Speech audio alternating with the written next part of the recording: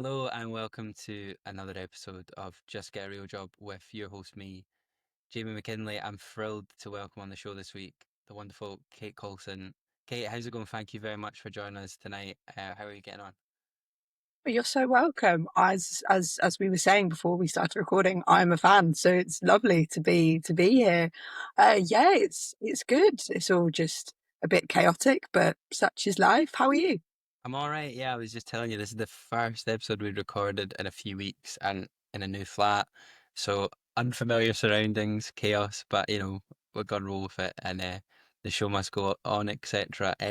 But Kate, do you want to sort of introduce yourself for the listeners? You're about to go to the Edinburgh Fringe with your debut play, I believe, Lioness, which Well, it's my debut solo show. I've written a show. I wrote a show for the Camden Fringe a couple of years ago called All That Glitters, which was great and would thoroughly recommend the Camden Fringe for anyone who doesn't have the funds or time to go up to Edinburgh because it's expensive.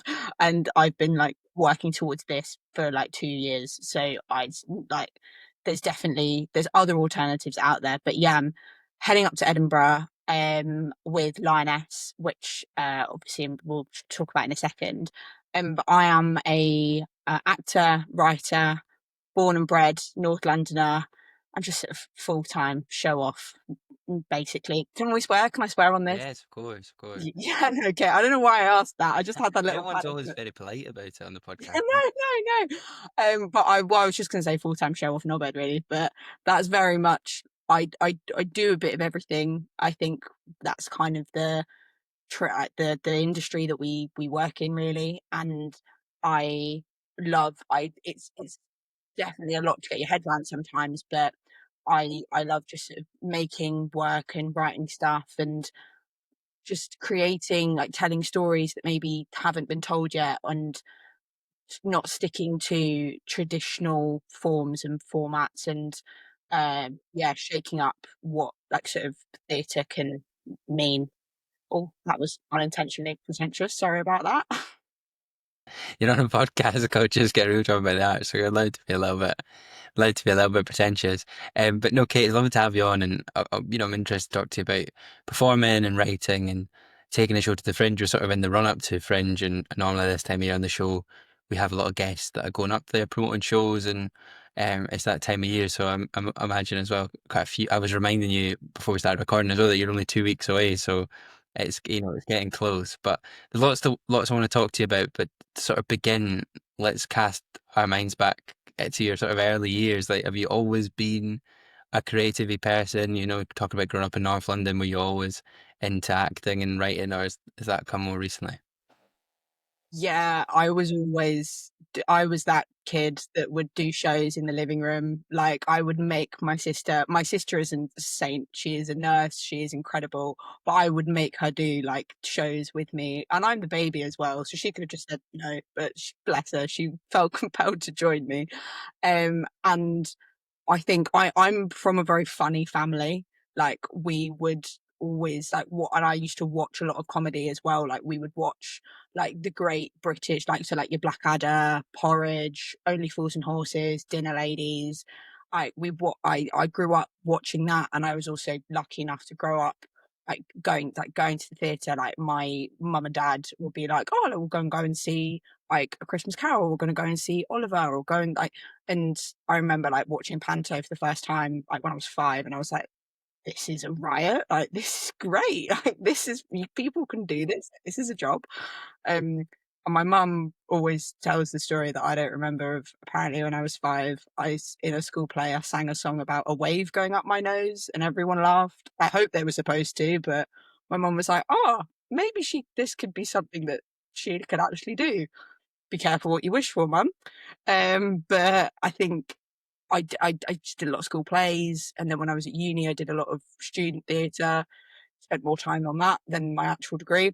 And I think I've always liked writing, and I've always sort of scribbled bits down here and there, again, ever since I was young. But I always thought, oh, well, I'm not a writer. You have to go and do a course to do that, or you have to go and be sort of. Yeah, I always felt that, oh, I couldn't write anything. And then when I graduated drama school, I just thought, well, I mean, why not just give it a go? Because first thing that you write, first thing that any of us write is gonna be a bit shit.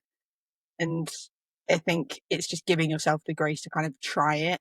And I also just thought, well, no one's going to give me a role, so I'll just have to write one myself. And I'll just do it that way. But I'm definitely still figuring it all out. Like that's a journey that I think we're all on. Oh, pretentious moment number two. Sorry, it's unintentional, I promise. But I'm lucky as well that I've got really good friends who I can send my ramblings to. Shout out Megan, who's one of my best mates. I send her pretty much everything I write, and she always helps me with it. And she sends me what she writes as well. So that's always fun. No, I mean, as well, like to touch on the North London element, how you obviously, I think that's a very working class thing where you talk about a passionate thing that you do, like say working in the arts or whatever, and you instantly feel like you're being a wank, and you go, "Oh, I'm being pretentious," and you catch yourself. And I've noticed you do, I do it all the time as well, especially on the show or if I'm out in public and stuff. But is that a factor there? Do you think the North London thing, does that give you a sense of imposter syndrome, or does it make you catch yourself, like I mentioned? Think like I said, like we were always so like lucky. Like I when I we were always like reading was like a really great like thing that we were all like encouraged to do. Like it was doing. I think I was yeah. Like, I think something that I've sort of thought I guess as well more like as I've got older and I've got obviously friends, I've got amazing creative friends who I'm so grateful for. And I've also got friends who don't work in creative jobs whatsoever. And like, so I could, and they are really good at making sure that my head doesn't ever get too big. Also being the baby of quite a big family.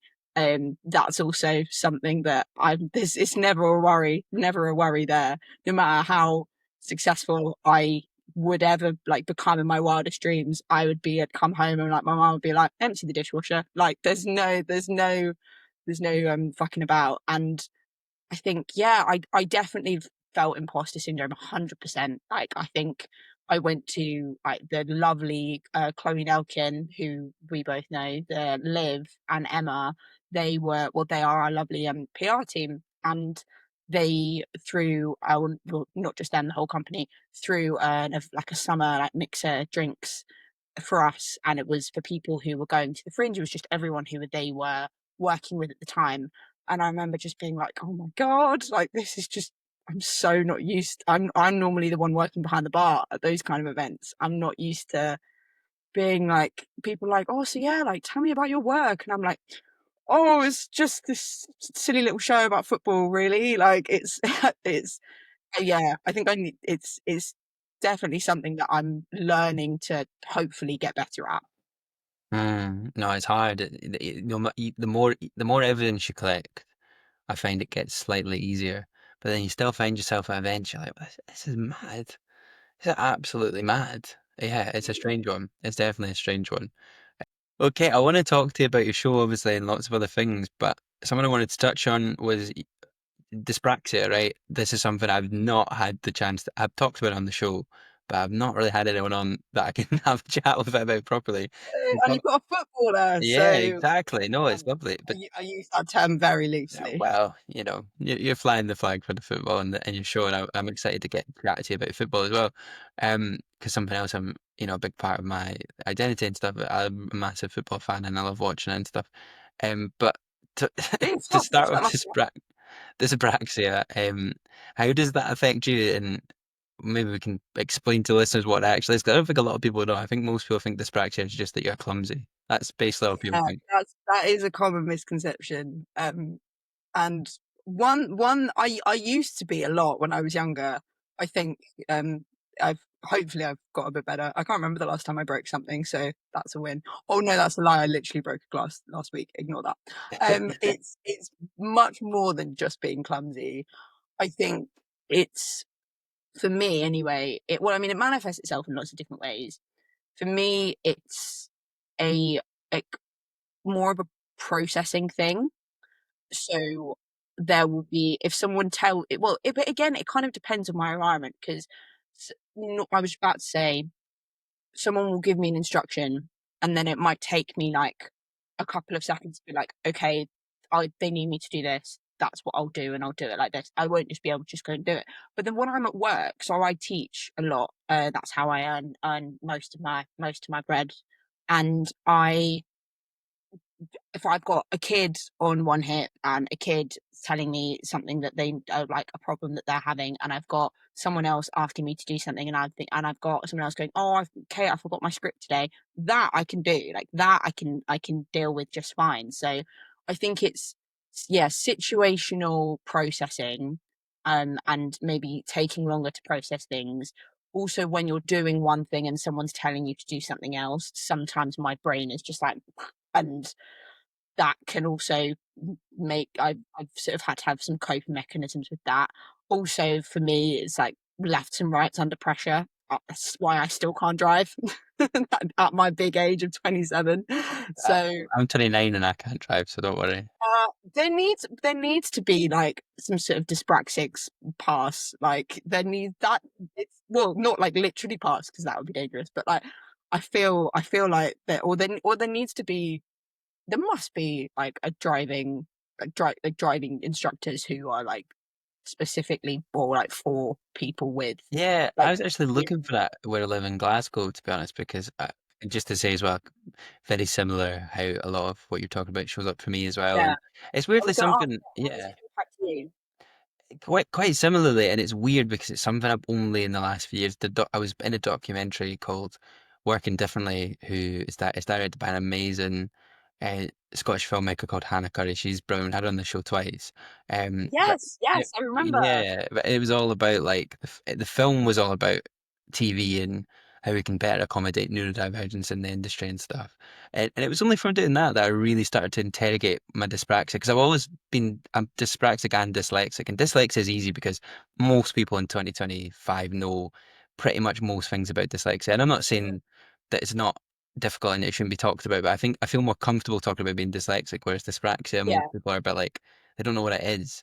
So I've Mm, really sort of recently become way more aware of how it affects me. And again, you're talking about processing stuff. It is really tricky. So even I was doing loads of interviews last week for a job, which I unfortunately didn't get. But like even things like that, it's a lot harder to be processing information quickly and stuff. And obviously, I love it. I do this. I've got better at it, but it isn't naturally as easy. And I'm breaking things all the time and dropping things and bumping into things and stuff. My girlfriend hates walking next to me sometimes when we're near roads and stuff. But yeah, bless her. it's Oh, tricky. It's tricky, but again, I think I love talking about stuff like this on the podcast because mm. it doesn't stop you from going and having a career in the arts. And there'll No, be lots it of people. really doesn't. And I think like the arts are probably one of the few things that, well, not few, one of the many things that we have over our sort of more like corporate counterparts is that I imagine that we're a much more like accepting workforce. Like I've never felt when I've been working as a like creative person doing well whatever really, but I've never felt like, oh, I'm like I'm dyspraxic and I'm sort of like embarrassed or like scared to say that or something like so because also when it comes to like learning things like choreography for example, so I did a lot of dance when I was younger and I loved it.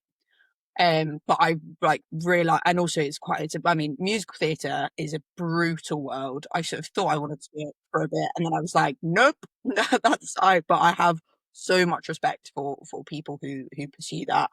And I think like now, like even like learning, like when I've like I still love dance now, but then I think when I was younger, I found that processing time and especially when it was movement and coordination based, when the instructions were obviously all movement and coordination based, it would take me a lot longer to learn it, and I would get there, but it would just take time. And obviously, when you're so I used to go to like pineapple dance like when I was a teenager, and you don't have time there. You pick up routines, and then you're on to the next one. So I'd be like, "Ah."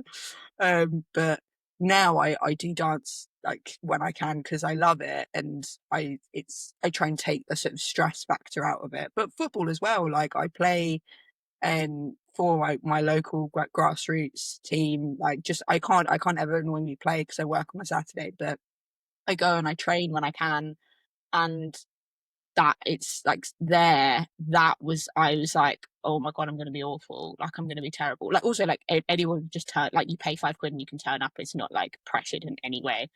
But it's even now, being completely honest, it's still a bit of a like it's very out my comfort zone because I avoided team sports. When I hit puberty, I stopped playing football and I avoided team sports like the plague. So I was like, I can't catch, I can't do this, I can't do it. And I was like, well, I can't do it, so just avoid it. But Yeah.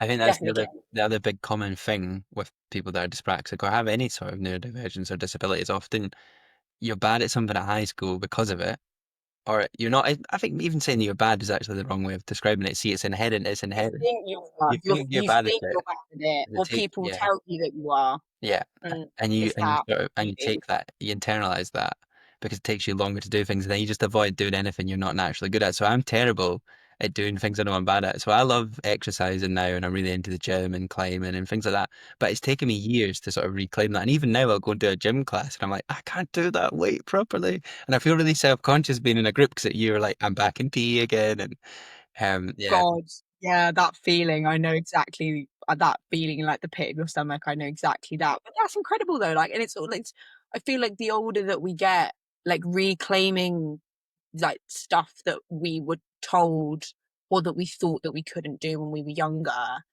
for the like a whether it's a neurodivergence reason or a confidence reason. I think that's so important, and like props to you because that's you're going out of your comfort zone and you're doing something like for your like but for your body and like for your mental health and like that's a really great thing. So yeah, props to you. you gotta do it though as well. Especially, I think working in the arts, you need to get better. You need to get good at putting yourself out your comfort zone because unfortunately, Yeah. it's often like that. Sort of talking about sport. Nice segue there. It leads us into Lioness. Yeah, you're welcome. So tell us about your show. I'm going to be nice as a Scottish person as well and not be too mean about I it. was about to say when you were like, "Oh, football's a really big part of my identity," I was like, "That was bad, being Scottish." Listen, being rubbish at football is fine. You know, it's just the. Yeah. But yeah, let's talk about Lioness. And listen, I don't have as much beef with the English women team as I do the men, so it's all right. You know, No. There was that great clip. I promise I will talk about my show in a second. But there was that great clip of I think it's Lewis Capaldi on it was either like Graham Norton or Jonathan Ross or like a chat show, and it was Lewis Capaldi, someone else who I can't remember, and Chloe Kelly, the obviously the Lionesses striker. And it was just after it was Euro 2022 victory. And the host asked Lewis Capaldi, so did you like cheer for the England Lionesses? And Lewis Capaldi went, no. But then he looked at Chloe Kelly and he was like, the only compliment I can give you is that I was just as angry as when you won as when England men win anything else. And she was like laughing, like she like you know, obviously Lewis Capaldi's hilarious, so she wasn't like obviously she wasn't offended, and I was just like that's it also shows how far it's come as well, yeah, it's but we good. still have a lot more to do, which yeah, I guess is a little bit what my show about. So Lioness is um it's a one woman comedy drama following a female footballer called Marnie through the sort of like penalties, periods, and pressure of a WSL championship season. She is battling relegation with her team, and also she's also dating a Premier League footballer whose career starts to dip and hers starts to crumble, and it's sort of using a mirror to how we sort of treat both men and women in well, using football as a mirror to see how we treat men and women. And it's also about confidence and fan culture and sort of the like depths of football Twitter and how she responds to those, the good, the bad, the ugly. And well, obviously the Euro 2022, when for people who might not know, might not follow women's football, the England women's team, the Lionesses, they won Euro 2022, and women's football was then obviously catapulted into the mainstream, which is fantastic. But I think there's like 56% more women and girls play football now than 3 years ago, which is amazing. And I'm one of those 56. I played when I was a kid. and not sort of like properly, but I loved it despite the dyspraxia. And I then got to puberty and there wasn't a team for me. There wasn't a girls' team in my area, so I was just told, sorry, you can't play. And I was like, okay, fine. And then now you see like we've got in the team that I play for, there's like an under, I think we go even go to like an under nines, I think. Like there's loads, like which is obviously incredible. Also I'm really not great, I just love it. But I think there's still like you go on like so when the Everton Stadium on Goodison Park, which is obviously the I think the oldest stadium in the Football League, that has well, it was going to be torn down and it's now been repurposed for the Everton women's team, which is obviously incredible. You look at the comments on the BBC article, oh, this is who's this appealing? They're never gonna sell it out. This is just they're only appeasing the 100 lesbians who turn up and watch. Oh, like it's all you sing or like XYZ is being shoved down our throats. And these people don't understand the women's game was you go back 100, no, just over 100 years now before the ban, because women's football was banned for 50 years between 1921 to 1971. Before that, women's football was more, yeah, it was banned. No, that's bad. That I didn't Yeah, know. So, yeah, it's crazy. yeah, it was banned. We were told it's the exact words, unsuitable for females because they thought it would impact our ability to have children. And of course, it doesn't. But yeah, it was. And before that, women's football was more popular than men's. Like there was, we were never. I say we, like I was there. It was the women of the time. They weren't allowed to. There's a whole a bit about this in Lioness, because they weren't allowed to make money from their games, so they donated all their sets to charity, and the charities that they were donating to were like things about like striking miners and other socialist causes that the government were like, oh, we don't like that, and yeah, then it was banned, and then obviously when England men, sorry Jamie, won the World Cup in 1966, like Jeff Hurst was like, this is ridiculous. Why are women not Oh, allowed to your play? internet's cut off there. I didn't hear that. No, of course not. But it's that was a part of the propelling it back, and obviously you have amazing figures like Ian Wright who have been a long time champion of the women's game, but then you've also got people like Joey Barton who will vocalize his opinions very loudly, and there are a lot of people who listen, sadly. Like there's and what's concerning, and this is what again something that I touch on in my show, Marnie, there's a scene where she reads tweets about her, and some of them have been tweeted by young, like by boys, and it's again obviously in like a post sort of adolescence world. It's you, like I remember I watched that and I was like, this is incredible. But I was like, this isn't news to me because I work with young people. I teach every day, and everyone else is like, oh my god, like there's this is happening. Like there's this thing called like there's this thing called like the manosphere, and I'm like, yeah, like that's it, quite a lot of people know about that, and so we touch on that a little bit as well, and the fact that it's actually more worryingly like the younger generation making these comments, but it is still a comedy, so audience can expect Marnie clapping back like very like firmly and hopefully funnily at the like men who tell her, oh, you're all right for a girl. Like you see her teammates, how they support her, and it's of course it's also about female friendship and how that kind of changing room chaos and like platonic love is binds that team together more than any sort of like relationship ever could. That's all right. There's loads of great themes there. I've such a strange thing, right? I find a weird thing, and I know this does not represent the majority of what most people who love football probably think, because there's a lot of people that watch football that are very family focused and community focused and stuff on both men and women's football. But there's a Mm. weird thing you always see online where like some men are obsessed with the idea like, well, if they played a men's team, like they'd get like beat and all that. And I'm like, why is this? Oh, It's bizarre. I don't get this weird obsession. it's It's like so it's there's an a hard thing Instagram I've seen. account. There's an Instagram account I follow where that I was reading that those comments the other day. It's called the Sportess, I think. I could be wrong. I think it was them, and they were putting up because obviously the Lionesses are playing at the minute. Well, when this is being recorded, we're through to quarterfinals. I really hope that I hope we beat Sweden. I don't know. That's always the nervous thing.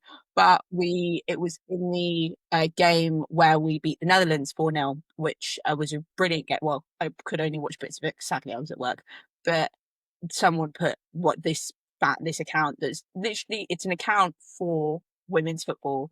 They just put a picture up of Lauren James, who plays for England, and they were like, "Oh, Lauren James is the best footballer in the world," or something like that. Was just the comments, and so many of the comments were she wouldn't get into a decent, half decent Sunday league team. She wouldn't so many times 15-year-old boys have beaten women's teams. When is this going to stop being shoved down our throats? Like, so obviously after like in the past 3 years, there has like women's football being in the mainstream is brilliant, but there's people really look at it through rose tinted glasses, and that's what Lioness is about. Taking those glasses off and thinking, okay, there's some great things, but there's also still work to do. I just don't get why people care so much in that, but it's not really relevant. Like some of the football apps that I watch in Scotland, I love going to see local games and stuff, but some of it's so bad. Like, Yeah, but you go because you do you love know, it. do you know what you're watching weekly? Like, do you know what I mean? Yeah, it's just, yeah. I love it as well. It's, money is a big aspect, and especially Mm. in men's football, you have things like the golf between like the Premier League and the Scottish Premier League is just Of course, night yeah, I and was day. going to So, ask. but Yeah, yeah, it's bizarre, and this is not the same in the abuse I see on Twitter and stuff to some of the footballers because I'm a Man United fan. I'll confess, which not fun for me at the moment. you Um, you must be one of the few Scottish Man United fans, Loads of right? Scottish Man United fans. Man United have a huge affiliation to Scotland because Matt Busby was Scottish. Sir Alex Ferguson was, Scottish. So there's a huge connection there. It's because of my granddad, actually. He was a Man United fan from back in the 60s, the 50s and 60s. So I grew up, that's why, it's not very fun now. Yeah, You know, yeah. it's, No, I but respect I respect you more knowing that. well, the Scottish team's rubbish. It's more Rave Rovers as well. They're pretty rubbish. So Well, it balances out. I can't imagine you living in Glasgow banding around that you're a Man United Oh, fan. I You'd have your don't own know. I keep kitchen. that under lock. Glasgow's just speaking about toxicity and stuff. Glasgow's pretty blooming bad for that. Like you just try and keep your head down there and not get sucked into that. But the point I was making was when I was a couple of years ago, I used to do some through because I do podcasts and stuff. I have some friends that are United fans as well, and they do some Man United fan YouTube stuff. So I was like, I'll get involved with that. And I did two shows live, and I've never in my life, bar like the odd comment, had any abuse for doing a creative industries podcast. The majority of people online. I mean, we're not quite big enough to be getting that many comments, really, but the majority of people Not online yet, are Jamie, not not yet. yet, yeah, yeah, yeah. But the majority of people online are really complimentary or quite supportive and stuff. I did two live shows for that fan channel, and it was so abusive. I was getting like tweets of people just like disagreeing with me for having an opinion on like a transfer or something. I was like, and Oh, for that reason, I was like, I just don't no. want to do that. And 'cause I can only imagine like the stuff that female pundits particularly are getting online and stuff is just mad. And even things like in tennis, like I think it's Emma Raducanu, Yeah, the I abuse that love that. she She's gets is brilliant. mad. Oh, that was kind of where it all started when I was writing it.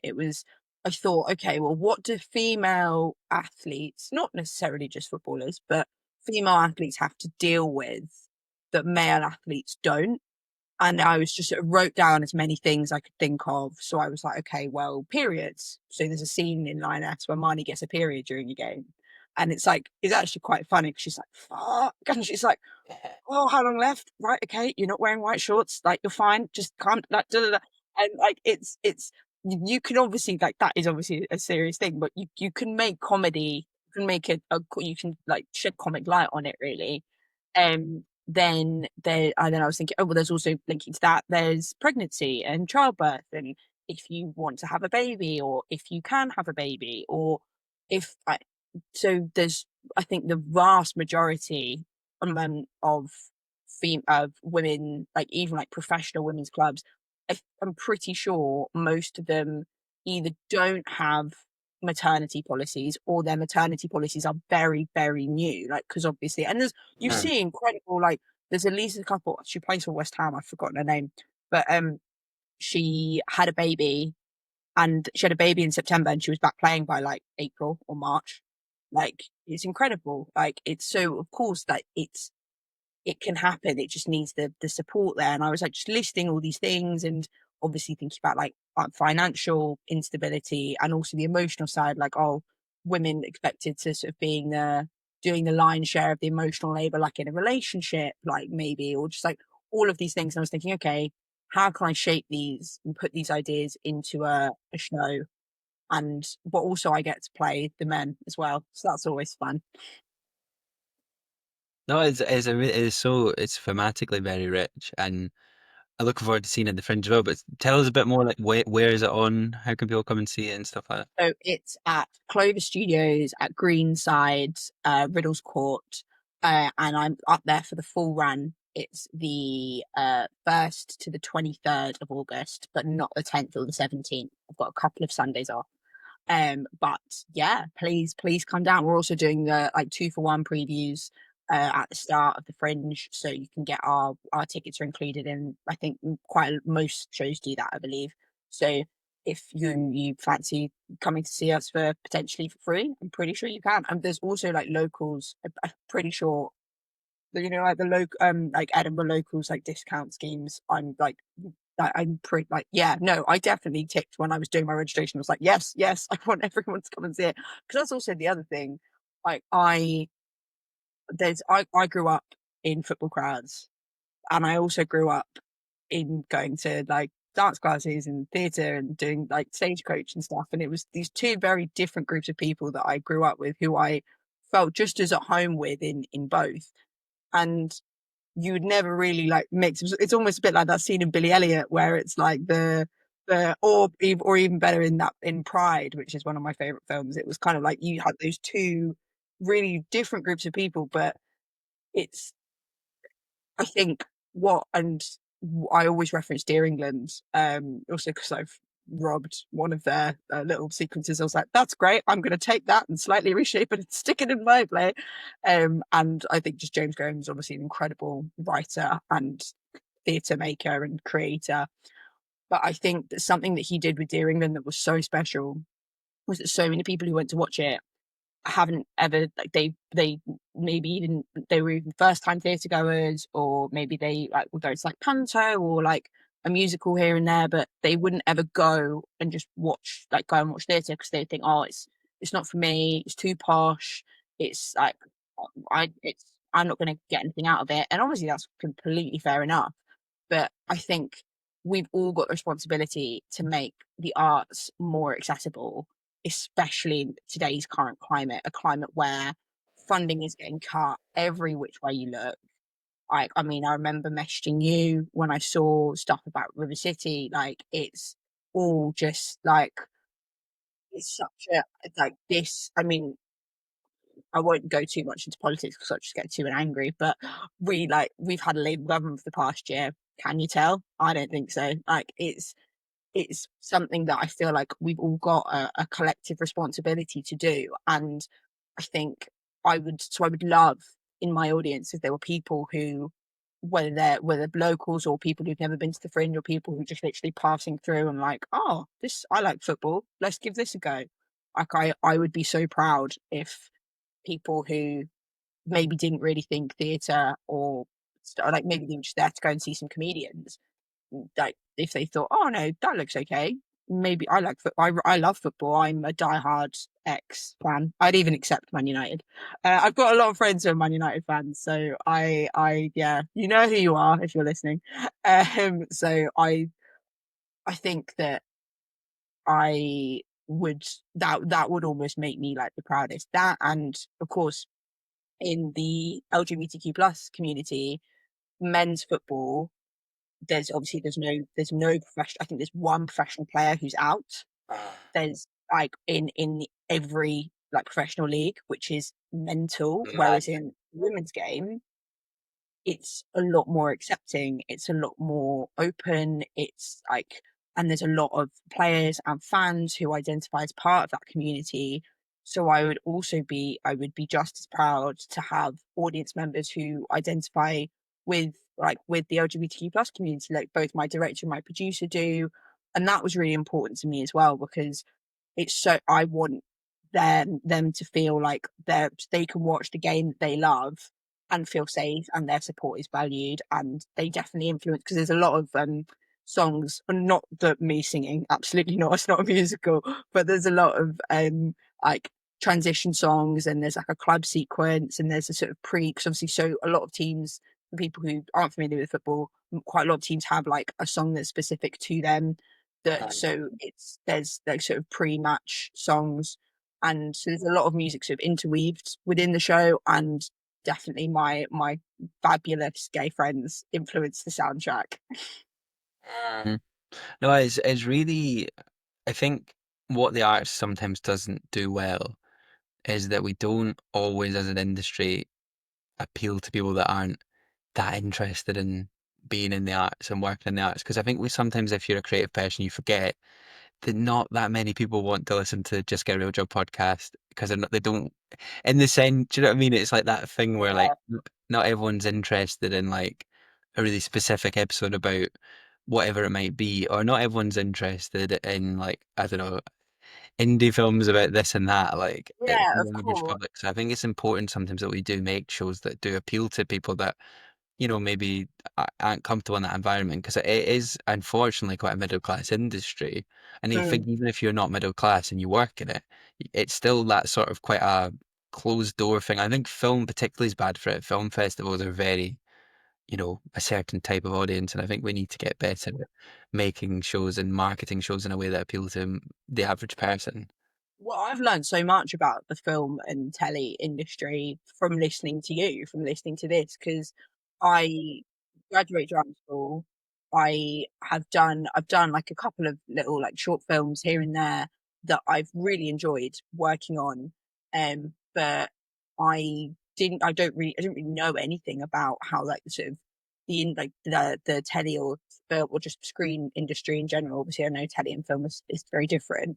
I didn't really know any of it about how it worked until I started listening to you, and then I was thinking, I was like, oh, what this is like, thinking about things like star casting and how your people who, well, I mean, I've got a really good friend, Jack Bentz, who was in Bad Education and Peep Show and has CV as long as your arm, and he's a very very dear friend of mine, and he's a little bit, he won't like me saying this, but he's a little bit older than me, and so I go to him for lots of things, like he sort of like questions, and like we work together, and I love him to bits, but he was like, he'll like often we'll just sort of chat about like, oh, like there's literally like just nothing being like, he's like, I'm not been able to like get in the room for things that I know 10 years ago I would be I would be like walking into, like, and it's the sort of the people who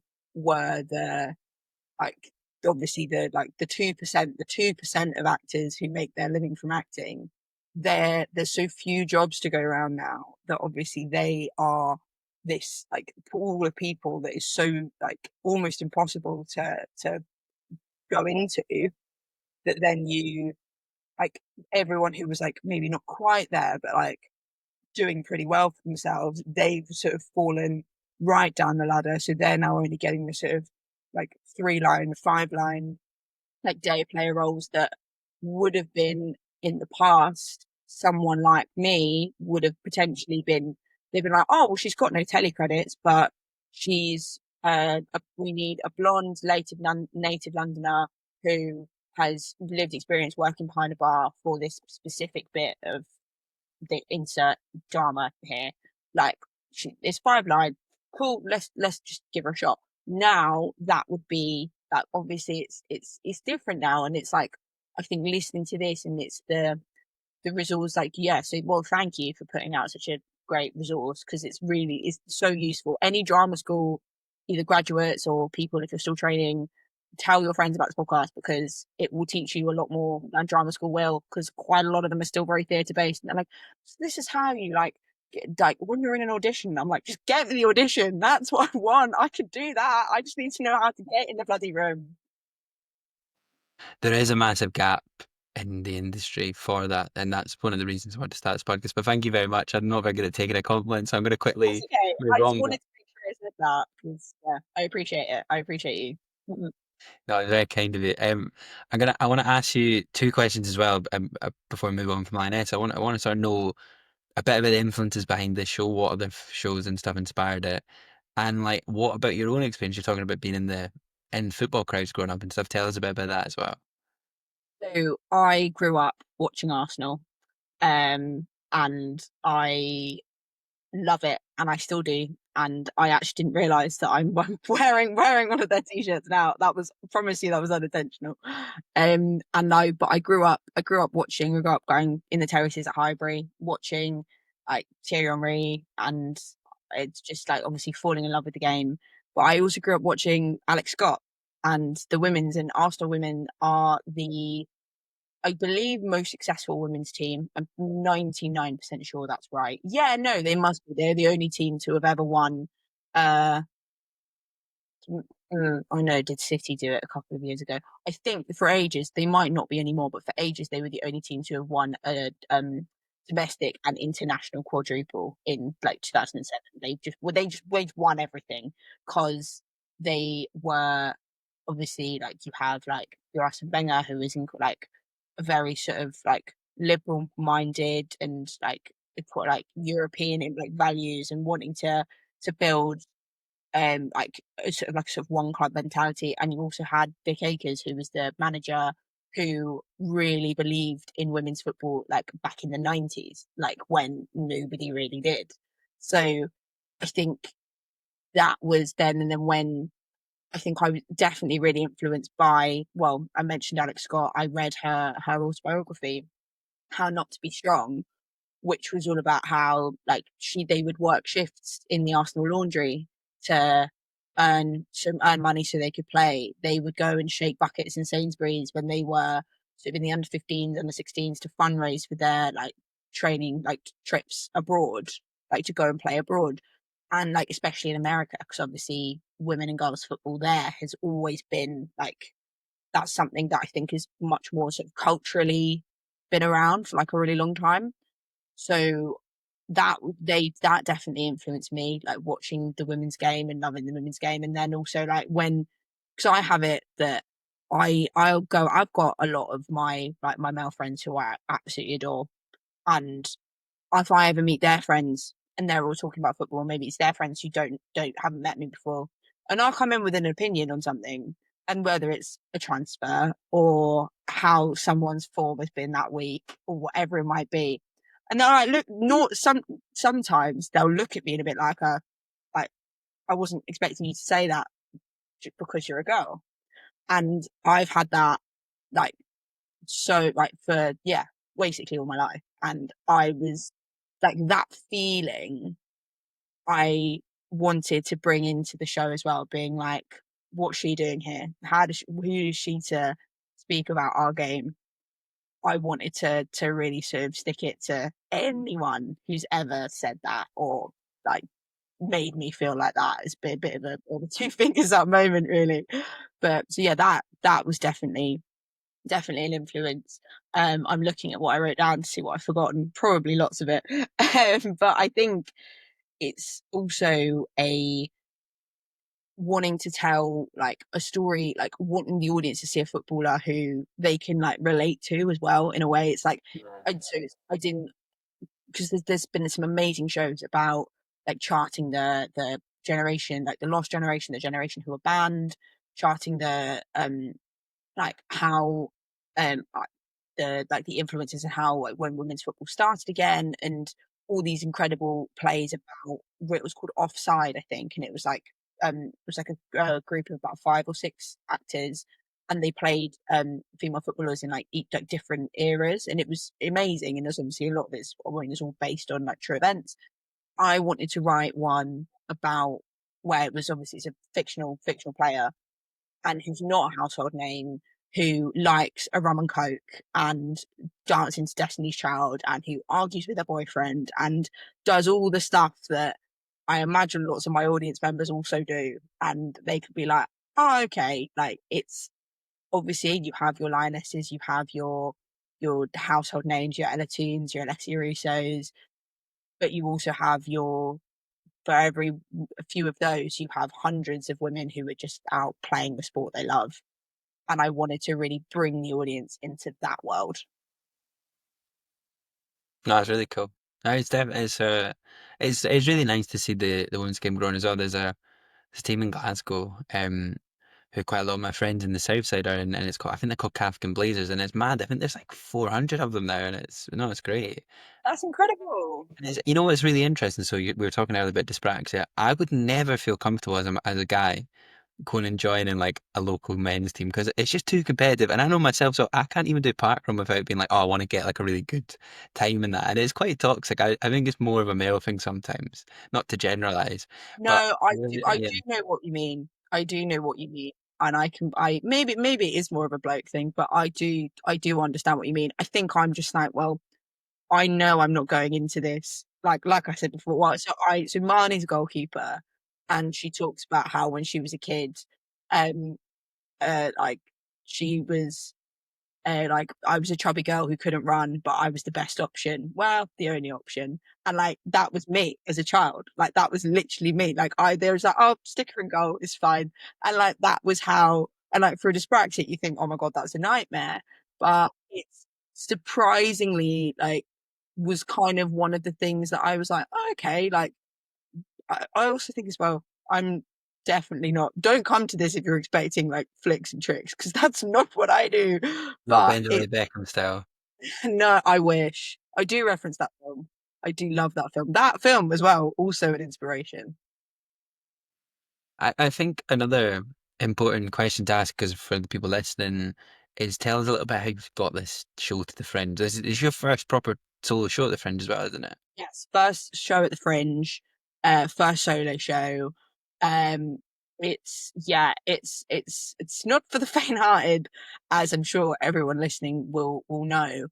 Um, I have been incredibly lucky with so I work with amazing people who are also all creatives and all actors who obviously is great to just be in a really understanding environment, but also have like given me like great ideas for like things I could do in ways that I could like raise money, for example. So I did a just a sort of kickabout fundraiser where I bought a bunch of like cans of like Guinness and cider and beer, and I was like just chucked them in like an ice box. I baked, and I just sort of I was like, come down to the park, play some football, and we can like just if you buy like beers or like I think I did brownies and blondies, bit of a weird combination, but hey ho, and I managed to raise because as again I have lovely friends and they'd given me like these ideas. I managed to raise like 250 quid just off doing that,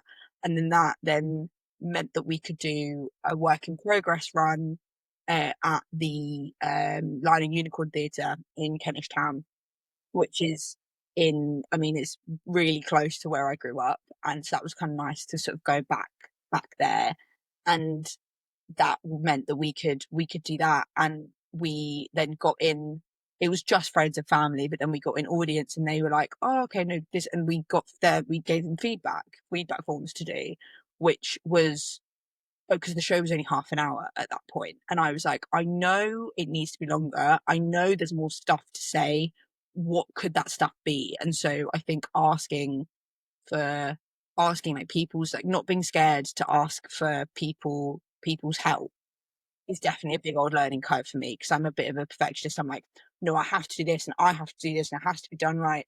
And you can't really do that when you're creating something because it's all of your work and all of your ideas. And then from that work in progress show, so, well, I mean, just going back quickly, I just sort of sat and wrote when I had time off. I would just sit and write drafts and just like pour them out and just think, okay, well, the first draft, I think I said earlier, the first draft of anything that you write is always going to be shit. Give yourself that permission to be shit. and you don't have to show that draft to anyone. Just don't get it right, get it written. That was what one of my old teachers used to say at school, and he was a bit of a legend. And that's always stuck in my brain. Don't get it right, get it written. And then when that one's written, you can then write your second draft, and that will probably be a bit better because you'll think, okay, well, I was all about getting the words on the page. There's probably a little bit of a better way we can say that. Maybe there's a way that's a little bit more subtle, a little bit more subtext, a little bit less exposition-y. That's not a word, but you know what I mean. And then maybe that's the draft you can send out to people. So I think I like just bashed through those until I had maybe about sort of 10 minutes. Then I submitted it to Scratch Nights, and then I was like, okay, maybe I've got something to work with here. And that's actually how I met my director, Maddie. I submitted a like very, very early draft of like a little 10-minute section of Lioness, which is, I'm not sure how much of it is still in it. This is going back to this September 2023, so we're going back nearly 2 years. And she had applied and been like, I'm a director and I need someone to direct. I was like, I'm an actor and a writer, I need a director. And the people organising the Scratch Night sort of put us together. I could sort of, I acted like sort of creatives Tinder. It was great. And then since then she's been on board and she's fabulous. And it was definitely taken a long old time to get there. And then after my work in progresses, this is like start of this year, I then took all those comments on board. I went and sat in like February half term when I wasn't teaching. I went and I sat in the National Theatre because you can sit there and write for free if you get there early enough. Something I didn't know until somebody told me. Um, I went and sat there and I was just like, I'm just gonna bash out like a full length draft of this, and again, just send it to, I tried to not send it to always the same people, but send it to like a couple of people here and there and think, okay, like, do you like, what do you think about this?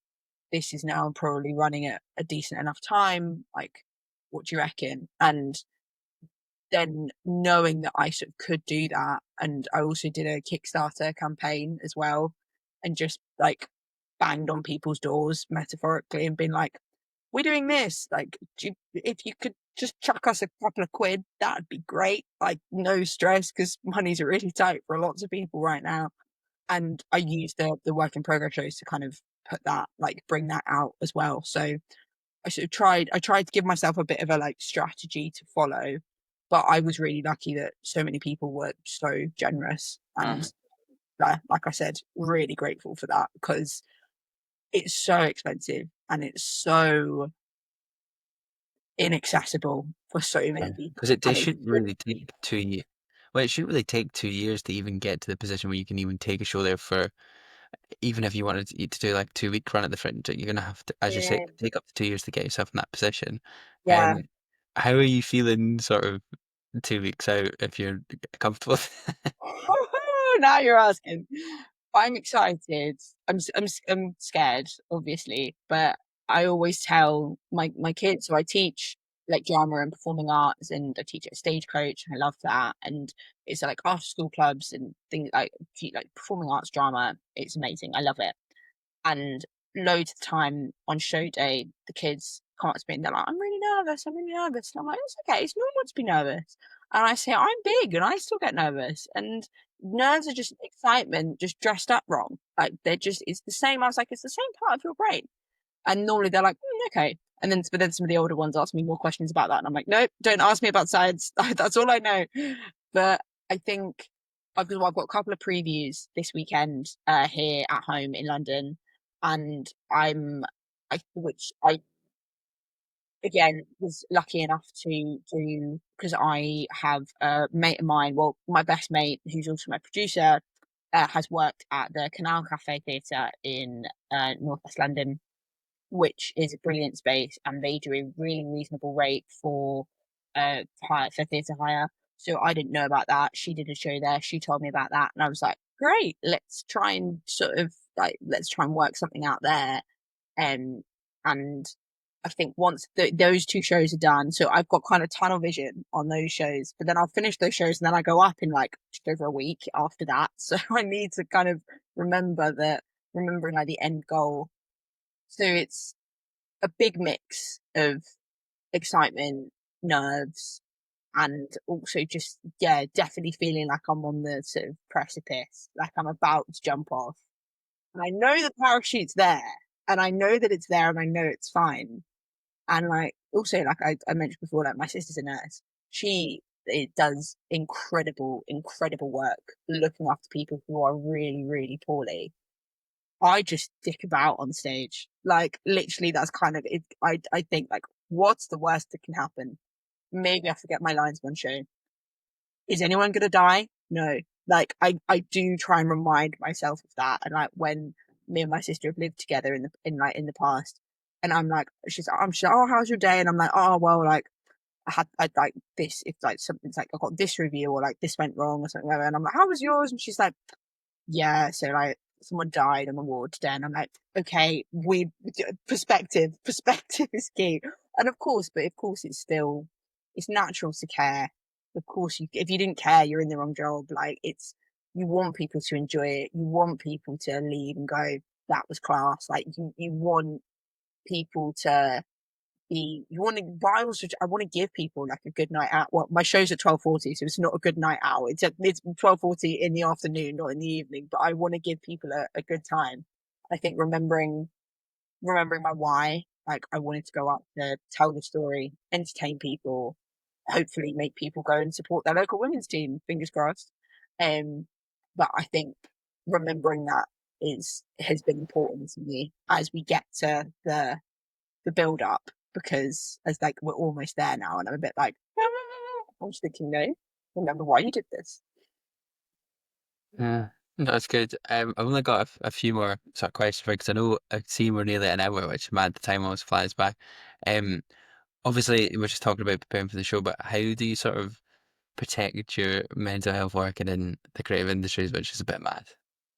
Yeah, it's definitely, as I said before, it's not a job for the faint-hearted. Just in terms of the just logistical juggling that we will have to do, whether it's so you're for the minute I'm working shifts with the events company that I work for, and I'm also up until Monday I was also teaching. I've also been doing like little bits of press for Lioness, which has been incredible, and also rehearsing and also making sure all the sets ordered and the tech's happy and all of this. So it's not for the faint-hearted. So I think something that I do when I know that I'm in a bit of a like I know I'm coming up to a really like mad time. Like I think of my life in seasons. I'm like, this is like a sprint season. You'll have a rest season, but this is a sprint season. I try and make myself as much as I can stick to a routine. I try and like, okay, I'm a big to-do list person. I like writing things down and crossing them off. I'm old school like that. And I think getting up in the morning, doing like a minute of like just meditating. When I say meditating, I literally mean going on Headspace and doing the 1 minute of breathing. Like even just doing that helps.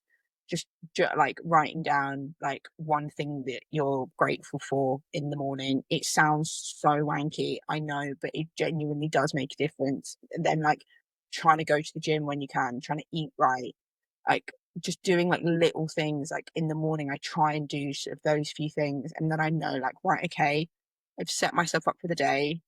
What do I need to do? And then also I spoke a little bit about like opinions and people's opinions online.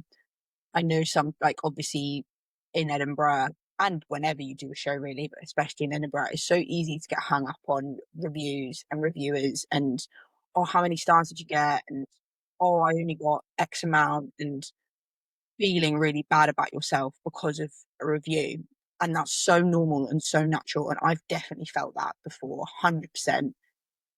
But I also am trying to remind myself, this is a public service announcement to myself, to future me in a couple of weeks, a review is just somebody's opinion. That's all it is. And obviously, like if they're coming to your show, then they're on your side. Like they want to be entertained. They want you to do a good job because they don't want to have come and sat in a show that they didn't like because no one chooses to go to watch things that they don't enjoy. So I guess it's like not being scared of reviews and reviewers, and also but ultimately remembering that at the end of the day opinions are opinions, and how boring would it be if we all liked the same things?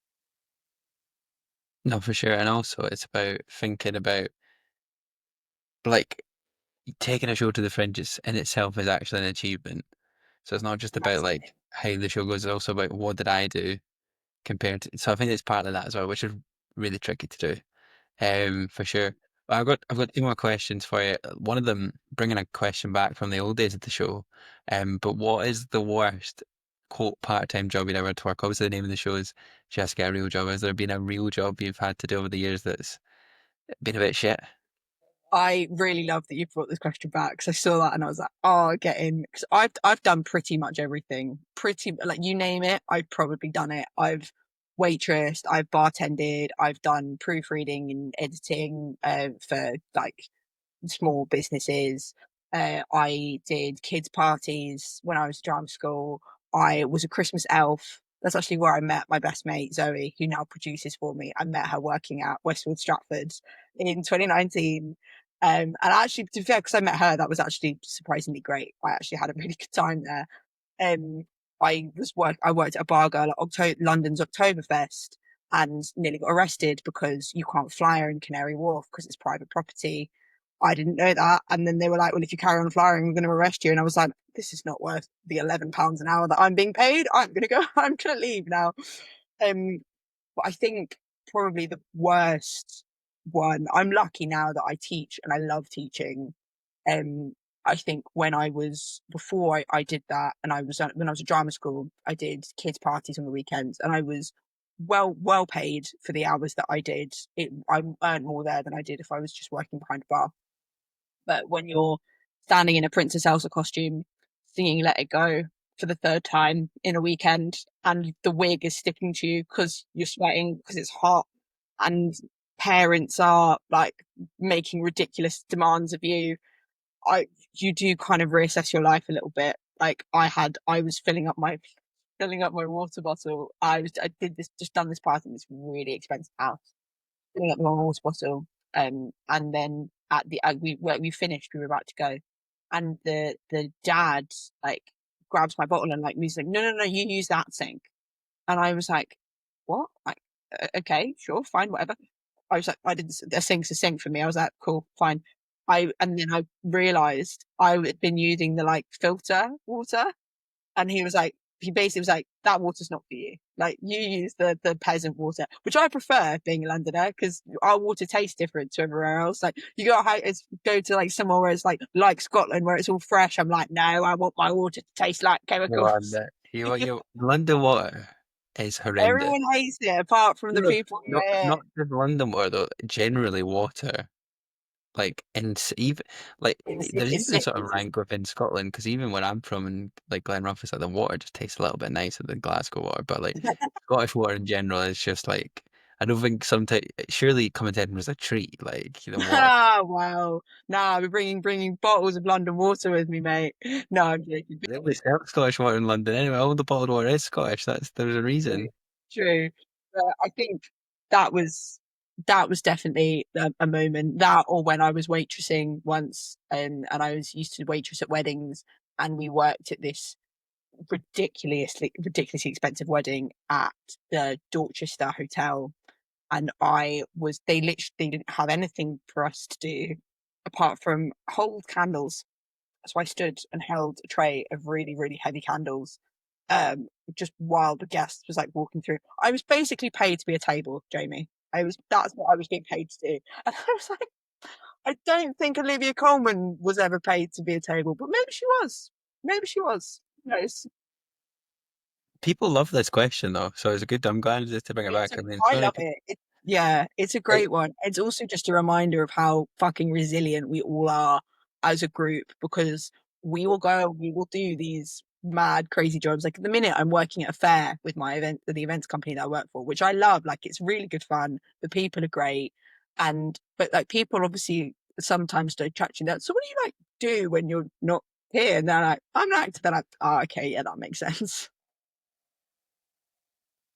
it is a funny question as well because I'm not going to name names and they still were good guests and stuff, but it is an interesting revelation of your class sometimes or your sort of background you're from. Because I have had a few guests who are like, "Oh, I've not really had to work a job outside," and they're Really, like, "Wow," and then they don't have an answer for it, which not to some no, people are no, of looking. course, but it's an interesting dynamic, and it's like, well, I mean, like I I think I was just when I was 18, I was like, I'm gonna go out and earn my own money. Like I'm not, I want to go and I mean, it was when I was at uni, and I was like, well, I'm just gonna go and like waitress in the holidays, and I was lucky enough that I like had some money from my parents, like that kept me when I was in like term time. I was like, well, when I come back, I'm not doing anything apart from going out and getting pissed, so I can just do that every other night and go to work on the nights that I'm not doing that. And I was like, even if it's just a little bit of pin money, it's better than nothing because otherwise I'd just be like just not doing anything worthwhile. So you might as But well do that. yeah, But that's but really I just interesting though, that you've had that a lot answer. of people who work in the arts, like in the way you do, where you're being more creative, like and putting on shows and stuff, unfortunately do have to work other jobs to pay the bills, and it's even mad the amount of bands or artists I've had on who have to Yeah, take jobs and stuff as well. Like we had the frontman of Father Son, who are quite a big band. Like they've made 4 albums. They're quite well known in Scotland, particularly. Like you know, Ross, who I know a little bit. He's a good lad. Lives quite nearby. Like Ross Lane, he still like works like other jobs on top of being in quite a on paper successful band. So there's no yeah. shame in it at all. And um, It's always the musicians that you've had on. I always find that really interesting because in my head, I always think like, oh, well, like musicians, like obviously, like you're gigging all the time, like you're doing shows, like that's your currency. Like if you've got this, and but then, um, my like someone who I know who's in a band, we were chatting about like streaming and how that obviously they get basically nothing from yeah, that, like and how £8 a year, and that is mad. yeah, and it's obviously like back in the day, like I mean, I don't know, when you were a kid, were you excited to go down like HMV and buy like physical CDs? Like I loved doing that, and like now it's just not the culture that we live in. But obviously, they bands were paid better through things like CD sales. Like it was a better time for them to make money. So yeah, it's always interesting hearing that it's not just actors or writers or like people like yourself who like make like scripts. Like it's creators in general. I think all of us are just wearing all of the hats, and we will take over the world. Nah, definitely. Hope so. So the sort of closing question for you then, Kate. What is your closing advice to anyone else listening to the podcast tonight? Like, if anyone was wanting to do what you do or take a show to the Fringe, etc., what would your advice be to them? I would say bang on that door as much as you can, be persistent as fuck until someone either tells you to go away or opens it for you. And if the door doesn't exist, try and build it yourself. I think that is, I just, get persistent, get loud. Like I'm the youngest in a big family and I'm from North London, in case I haven't mentioned. Um, so that is I sort of have that in my genes, and I know that doesn't come naturally to a lot of people, and Ah, it can be awkward and embarrassing, being like, "Oh, like, would you mind looking at this?" or "Would you mind, like, would it be okay if I just did like da da da da?" It's but it's okay to do that because more often than not, I have found people want to help. Like people, if yeah, they're in the position to, if also like even if it's someone that you maybe that you work with or that you like don't really know super well, but you really like their opinions on something like film or TV or theatre, and you've written something and you're not quite good friends enough with them to ask them, just drop them a message. The worst thing they can say is no, and then that's the world is like not going to end. Like it's okay.